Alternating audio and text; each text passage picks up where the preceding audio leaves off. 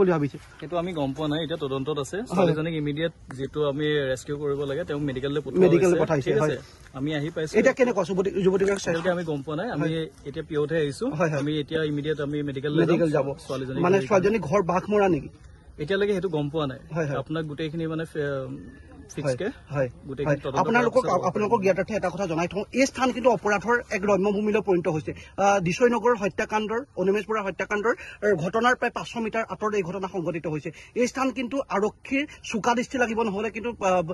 এনেধৰণে ঘটনা সংঘটিত বাৰে বাৰে হৈ থাকিব চাওক এতিয়া স্থানীয় লোকে কৈছে 8-9 বজালৈকে ইয়াত যুৱক যুৱতী আহি পেলাই অশালীন কাম কৰে বুলি ইতিমধ্যে প্ৰত্যক্ষদৰ্শীয়ে কৈছে আপোনালোকে কিবা ব্যৱস্থা গ্ৰহণ কৰিব ইয়াৰ ওপৰত অবভিয়াছলি নিশ্চয় ব্যৱস্থা গ্ৰহণ কৰিম যদি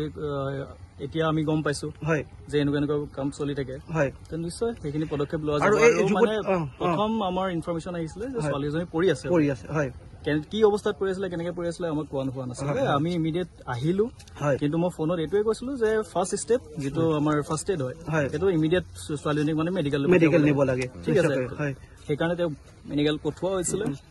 বাপেক আহিলে বোলে বাপেক আহি লৈ গ'ল এতিয়া আমি তদন্ত কৰি চাওঁ ছোৱালীজনী কৰ হয় কোন হয় বা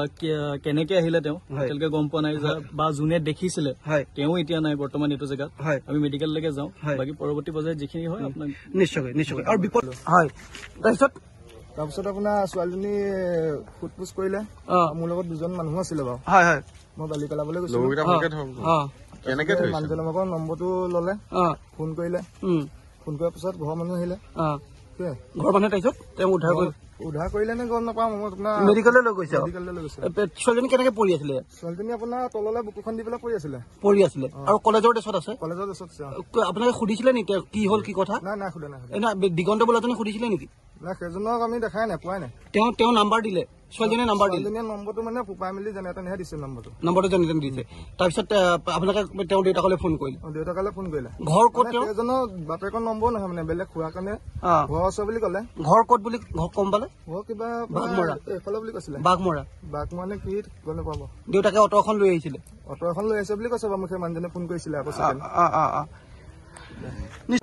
বিভিন্ন সমস্যাৰ ভুক্তভোগী নেকি আপুনি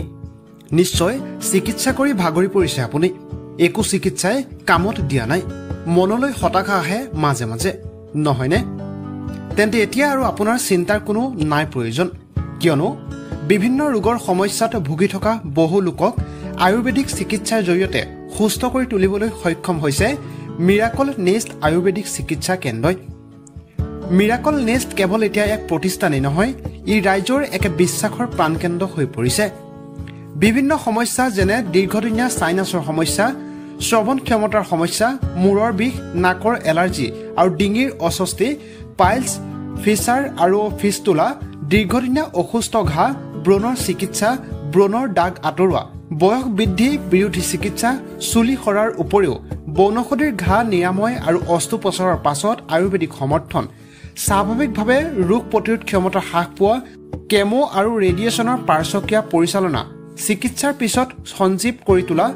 শৰীৰ মন আৰু আত্মাৰ ভাৰসাম্য পুনৰুদ্ধাৰৰ দৰে বহু ধৰণৰ সমস্যা সমাধান হ'ব এই কেন্দ্ৰটোৰ পৰা উল্লেখ্য যে এপইণ্টমেণ্ট অনুসৰি আপুনি বহু অভিজ্ঞ সম্পন্ন ডাক্তৰ আয়ুৰ্বেদিক বিশেষজ্ঞৰ পৰাও পৰামৰ্শ গ্ৰহণৰ সুবিধা লাভ কৰিব এই আয়ুৰ্বেদিক চিকিৎসা কেন্দ্ৰটোৰ পৰা তেন্তে পলম কিহৰ আজিয়ে যোগাযোগ কৰক আৰু আপোনাৰ শৰীৰটো সুস্থ কৰি তোলক ঠিকনা লখিমীনগৰ পথ দিছপুৰ গুৱাহাটী যোগাযোগ নম্বৰ 6900492656 অথবা 8638803265 অভিজ্ঞ সম্পন্ন ডাক্তৰ ঔষধ পঞ্চকৰ্মৰ দৰে সুবিধাও উপলব্ধ এই আয়ুৰ্বেদিক কেন্দ্ৰটোত স্বাস্থ্যই কিন্তু পৰম ধন মনত ৰাখিব